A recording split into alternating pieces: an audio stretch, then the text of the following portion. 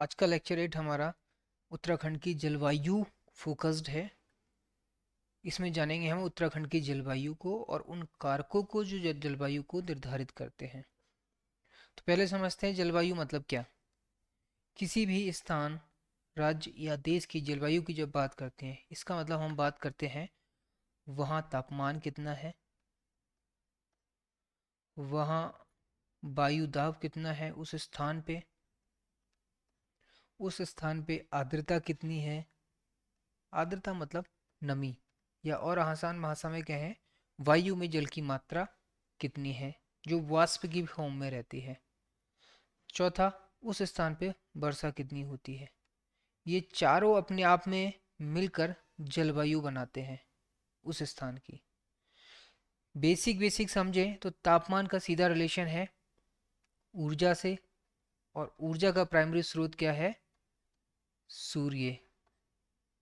तो इसको इस तरह से समझो, वर्ल्ड मैप पे ध्यान दो।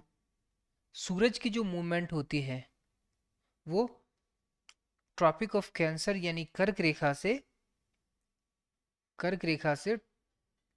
ट्रॉपिक ऑफ कैप्रिकॉर्न मकर रेखा तक होती है।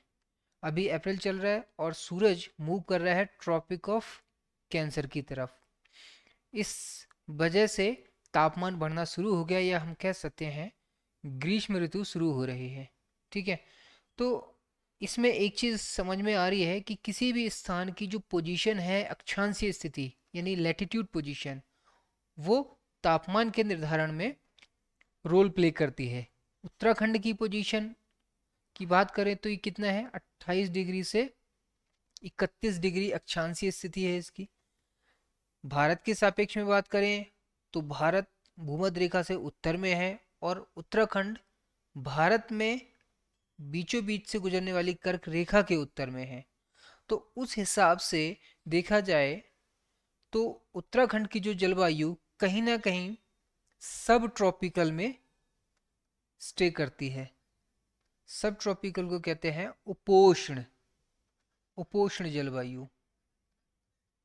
मतलब 23.5 डिग्री उत्तर और 23.5 डिग्री दक्षिण, ये कहलाता है ट्रॉपिकल, जहाँ सबसे अधिक तापमान रहता है। इसको हिंदी में कहते हैं उष्ण। फिर इसके बाद 23.5 डिग्री के ऊपर 30 डिग्री तक, 30 डिग्री उत्तर, 30 डिग्री दक्षिण। तो 30 डिग्री रेखा की जो बेल्ट होती है ये कहलाता है उपोष्ण, सब ट्रॉपिकल, उपोष्ण यानी कि सब ट्रॉपिकल। और इसके बाद होता है शुरू टेम्परेट, यानी कि यहीं लिख देता हूँ टेम्परेट, जिसको हिंदी में कहते हैं शीतोष्ण। और शीतोष्ण के बाद आती है अल्पाइन जलवायु, जो एकदम पोल्स पे होती है। ठीक। तो एक तो हो गया जलवायु का जो डिवीजन है, वो हो गया on the basis of position of latitude of a place, किसी भी स्थान की अक्षांशीय स्थिति क्या है। इसके अलावा एक विभाजन और भी होता है, वो होता है ऊंचाई के आधार पर। ऊंचाई के आधार पर। ठीक। देखो फिर से हम बात कर रहे थे तापमान की। हमने कहा तापमान निर्धारित होता है किसी भी जगह का उसकी अक्षांशीय स्थिति से। क्यों? क्योंकि तापमान का सीधा कारण है ऊर्जा, और ऊर्जा मिलती है सूर्य से। तो सूर्य की जो स्थिति होगी उसी हिसाब से हमें पता चलेगा कि पर्टिकुलर प्लेस का तापमान कम होगा या ज़्यादा होगा। जैसे हमने कहा कि अभी सूर्य ट्रॉपिक ऑफ कैंसर की तरफ मूव कर रहा है, तो गर्मी बढ़ रही है और गर्मी की ऋतु आ रही है, शुरू हो रही है। जैसे ही सूरज ट्रॉपिक ऑफ कैंसर पर लंबवत चमकता है, ठीक ऊपर चमकता है, तो उस समय महीना होता है जून का। और उत्तराखंड में जून का सबसे गर्म महीना होता है, और जनवरी सबसे ठंडा महीना। जनवरी में क्या होता है, जैसे जून में हमने कहा उत्तरा सूर्य की जो स्थिति है वो क्या है, ट्रॉपिक ऑफ कैंसर पर है। जब सूर्य ट्रॉपिक ऑफ कैप्रिकॉर्न यानी मकर रेखा पर होता है, भारत से कहीं दूर यानी दक्षिणी हिस्से में पृथ्वी के, तब हमारे यानी कि भारत में या उत्तरी हिस्से में दुनिया के, उस समय चल रहा होता है जनवरी। तो जब ये यहाँ होगा तब हम क्या फील करेंगे, ठंडा फील करेंगे, यानी कि जनवरी। और जनवरी उत्तराखंड का सबसे ठंडा महीना होता है। ठीक।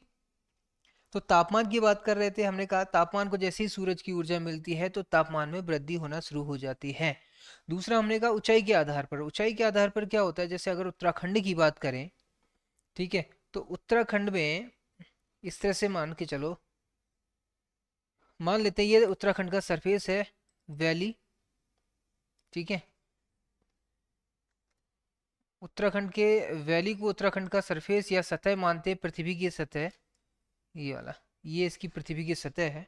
तो पृथ्वी की सतह पे जब हम पृथ्वी की सतह से जाते हैं 900 मीटर की ऊंचाई तक, जब जाएं 900 मीटर की ऊंचाई तक, ठीक है, तो इस रीजन में हमें, इतनी ऊंचाई तक हमें जो जलवायु मिलती है उसकी कैटेगरी है उपोष्ण। कौन सी? उपोष्ण मतलब सब ट्रॉपिकल। लेकिन जैसे ही हम कहाँ जाते हैं 900 मीटर से ऊपर, 900 से 1800, ठीक इसका दो गुना, 1800 मीटर जब ऊपर जाते हैं तब ये जो जलवायु की कैटेगरी होती है वो होती है थोड़ा सा गर्म और शीतोष्ण, मतलब कि टेम्परेट, हॉट टेम्परेट इसको कह सकते हो आप, हॉट टेम्परेट। ठीक। कहाँ से कहाँ तक ये थोड़ा सा क्लियर कर लो, इसको मैं इस तरह से बनाता हूँ वरना फिर कंफ्यूजन हो जाएगा तुम लोगों को।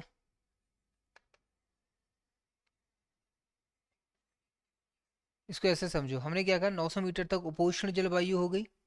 अरे यार दबर, 900 मीटर तक हुई उपोष्ण, ठीक, यानी कि सब ट्रॉपिकल।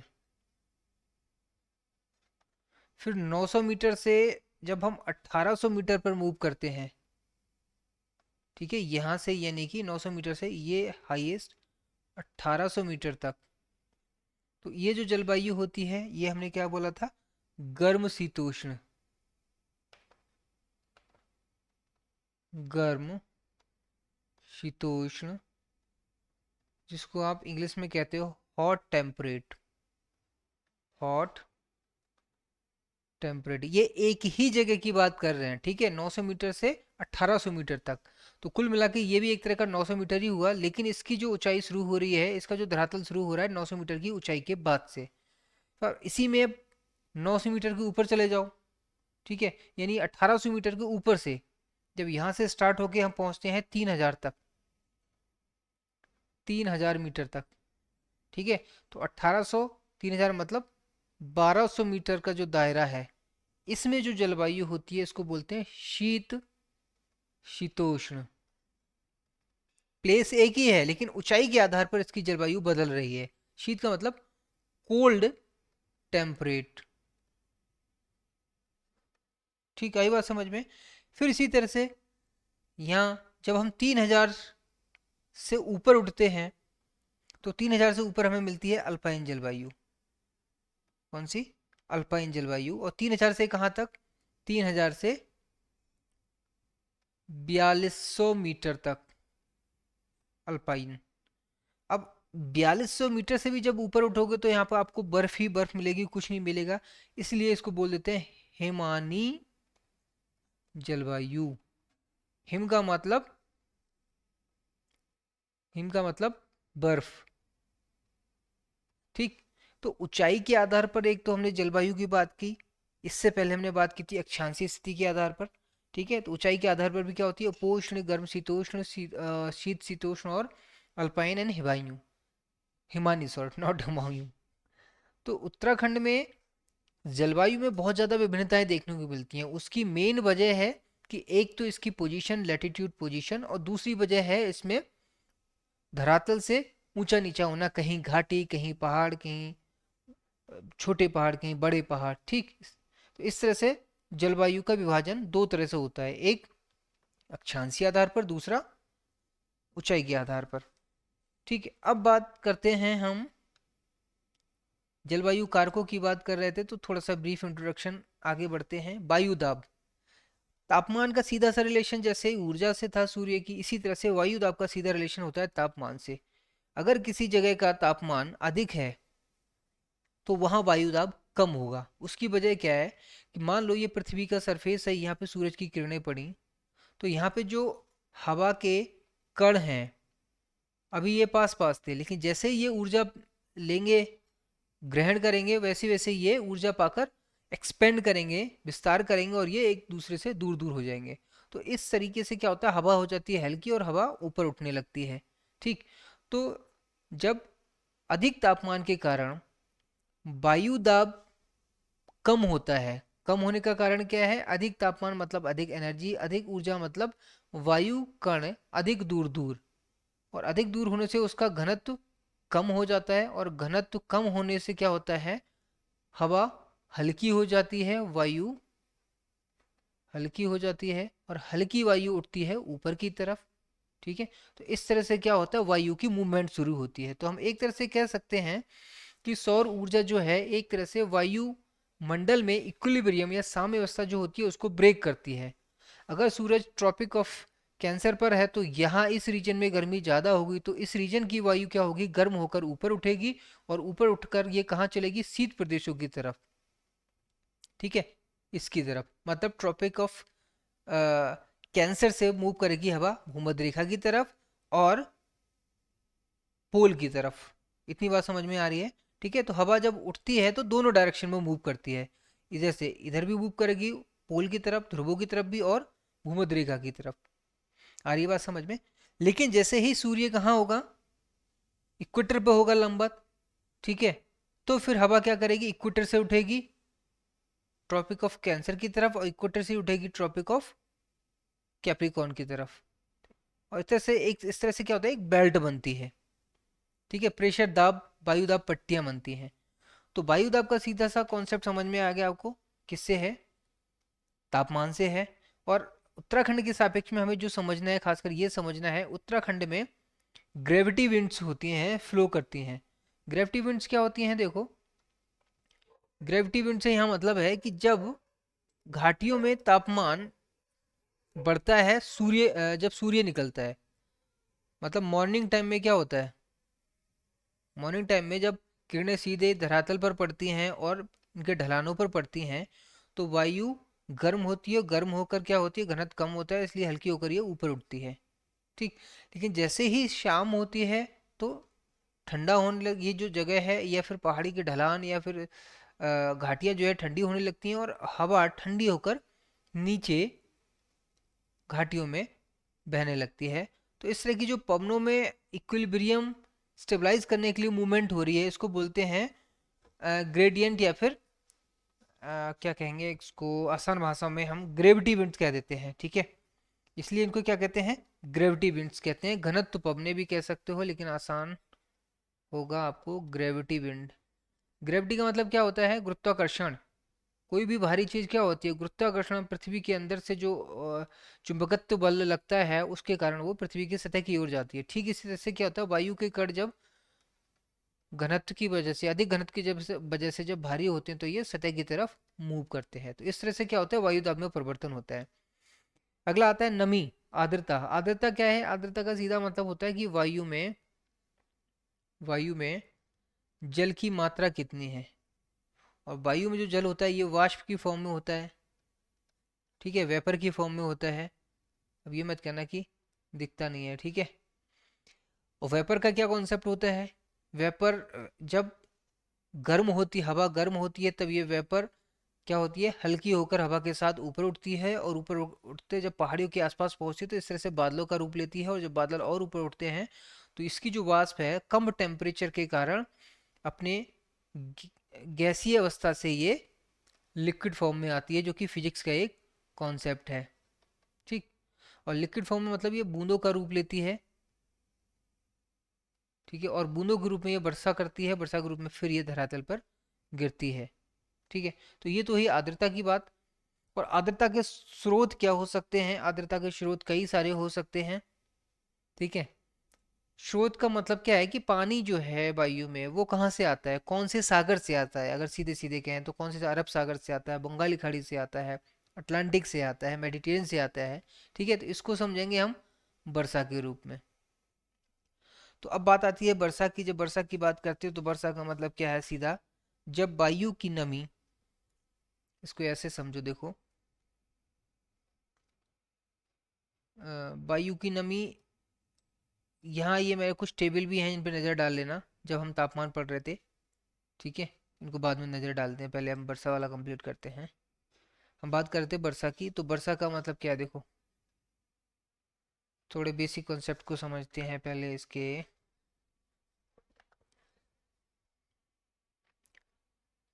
हवा की जब नमी जो होती है ना, वर्षा मतलब जब हवा की नमी बूंद के रूप में नीचे धरातल पर गिरती है, तब उसको हम वर्षा कहते हैं। यही है ना वर्षा, सरफेस पर जब गिरेगी यही वर्षा है।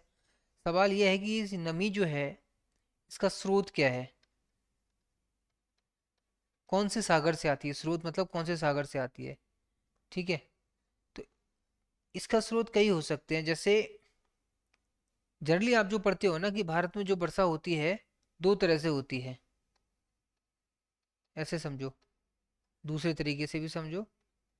पहला मानसूनी वर्षा, मानसून वर्षा, और दूसरा पश्चिमी विक्षोभ से होने वाली वर्षा। तो मैं जो यहाँ बताने की कोशिश कर रहा हूँ कि यह नमी जो आ रही है हवा में, इसके स्रोत जो हैं वो क्या है। अगर इसके स्रोत अरब सागर हैं और बंगाल की खाड़ी है, तो इसका मतलब ये जो वर्षा होगी ये कहलाएगी मानसून वर्षा। ठीक, वहीं अगर ये नमा नमो नमः, वहीं अगर ये वर्षा की नमी का स्रोत भूमध्य सागर या फिर अटलांटिक सागर है, अटलांटिक सागर, तब ये वर्षा कहलाएगी पश्चिमी विक्षोभ की वर्षा। इतनी बात समझ में आई? नहीं आई तो अब इसको मैप में समझो देखो, और आसानी से समझ में आएगी। ये वर्ल्ड मैप दिख रहा है, ये है हमारा इंडिया। ठीक, तो इंडिया के सापेक्ष में ये पूरब हो गया इधर, ये पश्चिम हो गया। ठीक है, ये उत्तर और दक्षिण। ठीक, तो देखो ऐसे समझो इसको, इसको साफ करके समझते हैं अच्छे से, तब आपको क्लियर आएगा, कंफ्यूजन नहीं होना चाहिए बिल्कुल। हमने क्या कहा था, इंडिया का ये पूरब है, पश्चिम, उत्तर और दक्षिण। तो इंडिया के दक्षिण में ये अरब सागर है पश्चिम साइड में, और पूरब साइड में बंगाल की खाड़ी है। ठीक है, तो जब इस सागर से हवाएं नमी उठाकर वर्षा करती हैं तो उसको हम कहते हैं मानसूनी वर्षा। ठीक है, जब अरब सागर से आती हैं तो उसको कहते हैं दक्षिण पश्चिमी, क्योंकि ये दक्षिण पश्चिम साइड में, ये दिशा कौन सी हुई, दक्षिण पश्चिम हुई, इसलिए इसको बोलते हैं दक्षिण पश्चिम मानसून। जब बंगाल से आती हैं तो उसको बोलते हैं बंगाल की खाड़ी मानसून या दक्षिण पूर्वी मानसून।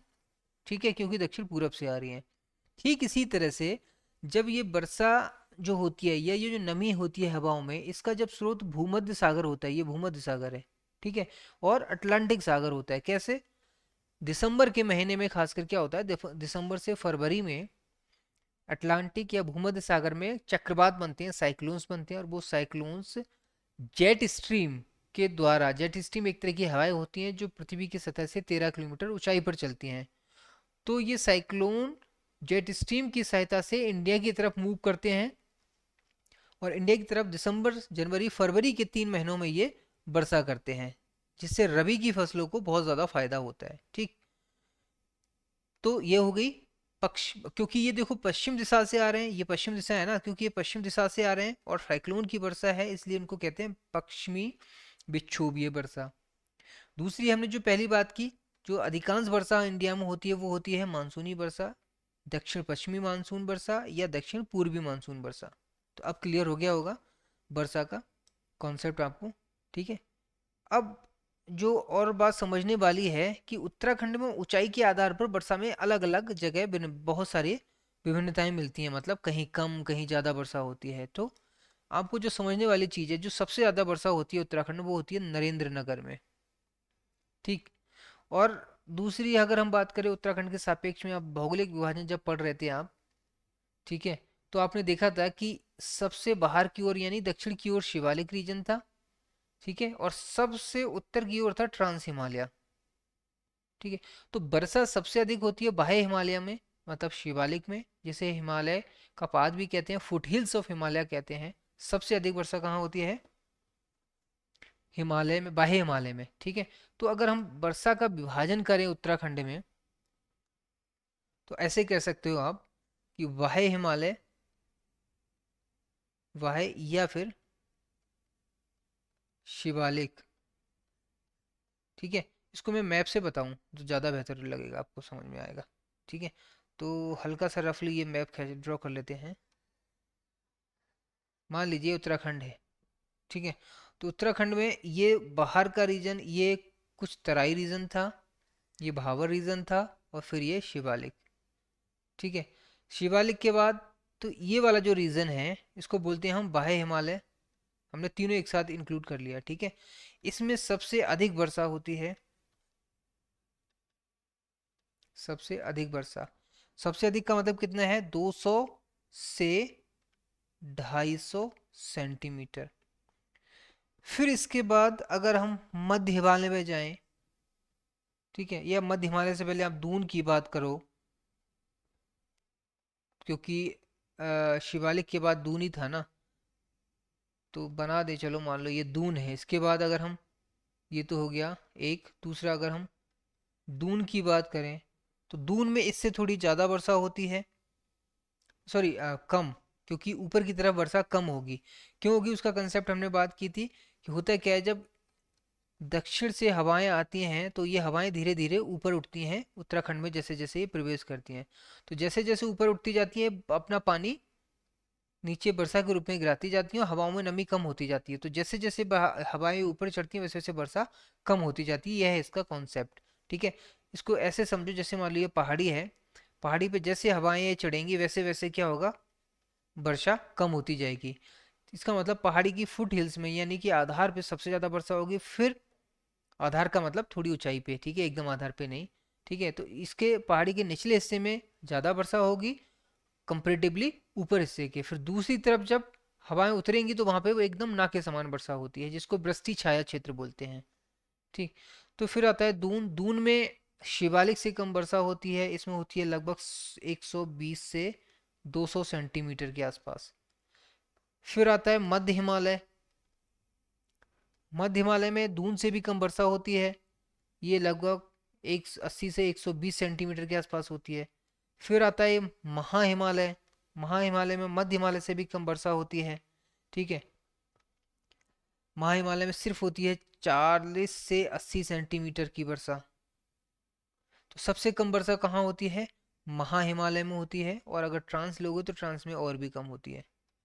तो होता है क्या है, जैसे जैसे ये है दक्षिणी हिस्सा उत्तराखंड का, ये है उत्तरी, पूर्वी और पश्चिमी। तो दक्षिण से उत्तर की तरफ जाने पर वर्षा की मात्रा में कमी आती है। ठीक इसी तरह से सामान्य तौर पे पूरब से पश्चिम जाने पर भी वर्षा की मात्रा में कमी आती है। ठीक है, तो ये चीज़ें याद रखना कि किस तरह से वर्षा कम और ज़्यादा होती है उत्तराखंड में। तो अब अगर ऋतुओं की बात करें, ऋतु, तो उत्तराखंड में मुख्यतः तीन, स्थानीय आधार पर ऋतुओं को उत्तराखंड में तीन ऋतुओं में बांटा गया है। कौन कौन सी ऋतु हैं? पहली ग्रीष्म ऋतु, दूसरी वर्षा ऋतु, और तीसरी शीत ऋतु। ठीक। ग्रीष्म शुरू होती है मार्च के अंतिम या मध्य मार्च से जून तक। तो आप ये कह सकते हो मार्च से मार्च से जून ग्रीष्म का काल हो गया। फिर जून के अंतिम यानी जून से सितंबर, या कभी कभी कहीं कहीं आपको अक्टूबर भी मिलेगा, अक्टूबर, ये हो गया वर्षा ऋतु। फिर नवंबर से लगभग फरवरी या मध्य मार्च तक ये हो गया शीत ऋतु। जनरली मार्च ना करके इसको फरवरी लिखो यहाँ पे, बल्कि फरवरी तक ये हो गया शीत ऋतु। ठीक है, 3 ऋतुएं होती हैं। और वर्षा के मामले में पहाड़ में एक कहावत है, वो पहाड़ी कहावत आपको सुनाते हैं। पहाड़ी कहावत क्या है? पहाड़ी कहावत है, यूं हिमाल चौमास माल। क्या बोलते हैं? अच्छा, एक चीज और जो बहुत ज़रूरी है तुम्हें जानना, वो ये कि स्थानीय भाषा में इन ऋतुओं को क्या कहते हैं। स्थानीय भाषा में ग्रीष्म ऋतु को बोलते हैं रूड़ी, या फिर खरसाऊ। ठीक है, ग्रीष्म के अलावा। और वर्षा ऋतु को एक तो चौमासा, क्योंकि 4 महीने बारिश होती है, जून जुलाई अगस्त सितंबर, तो चौमासा हो गया। या इसके अलावा बसगाल भी कहते हैं, बसगाल स्थानीय भाषा में वर्षा ऋतु को। और शीत ऋतु को कहते हैं श्युंद, श्युंद। तो ये हुए स्थानिक नाम, पहाड़ी नाम, 3 अलग अलग ऋतुओं के। ठीक, तो हम बात कर रहे थे कि वर्षा के मामले में पहाड़ में एक कहावत चलती है, वो ये है, ह्यूं हिमाल और चौमास माल। इसका मतलब है कि उत्तर दिशा से जो वर्षा होती है, वो जाड़ों की वर्षा जो है वो उत्तर दिशा से होती है, और वर्षा ऋतु की जो होती है वो मैदानी से होती है। जैसे हमने क्या कहता, पश्चिमी विक्षोभ की बात की थी ना, तो ऐसे समझो इसको, ह्यू हिमाल और चौमास माल। इसका मतलब ये कह रहे हैं कि जब उत्तराखंड में ठंडियों में वर्षा होगी तो वो कहाँ से होगी? उत्तर की तरफ से होगी। उत्तर की तरफ से क्यों होगी? क्योंकि ये आ रही है भूमध्य सागर से। ठीक है, तो ये इसलिए उत्तर की तरफ से होगी। जब वर्षा ऋतु में गर्मी में वर्षा जो होती है तो वो होती है दक्षिण की तरफ से। ठीक है, यानी मैदानी क्षेत्रों से। ठीक, तो मैदानी माल का मतलब ये शायद कहना चाह रहे हैं मैदानी से, 4 महीने की वर्षा मैदानी क्षेत्र से। ठीक है, और ह्यू मतलब सर्दियों की वर्षा उत्तर दिशा से, यानी कि पश्चिमी विक्षोभ से। क्लियर? और सबसे कुछ फैक्ट की हमने बात कर ली है यहाँ पे। सबसे गर्म महीना होता है जून का, सबसे ठंडा होता है जनवरी का, सबसे ज़्यादा वर्षा होती है नरेंद्र नगर में। ठीक है, कौन कौन सी उष्णकटिबंधीय दशाएं होती हैं उसकी बात की हमने। और लास्ट में बाकी तो ऐसा कुछ बचा नहीं है, कुछ बचा होगा तो फिर क्वेश्चन जब करेंगे उसमें कवर कर लेंगे। ठीक है, तो चलो मिलते हैं इसके क्वेश्चंस से, कि अब तक कौन कौन से क्वेश्चन पूछे जा चुके हैं इस लेक्चर से।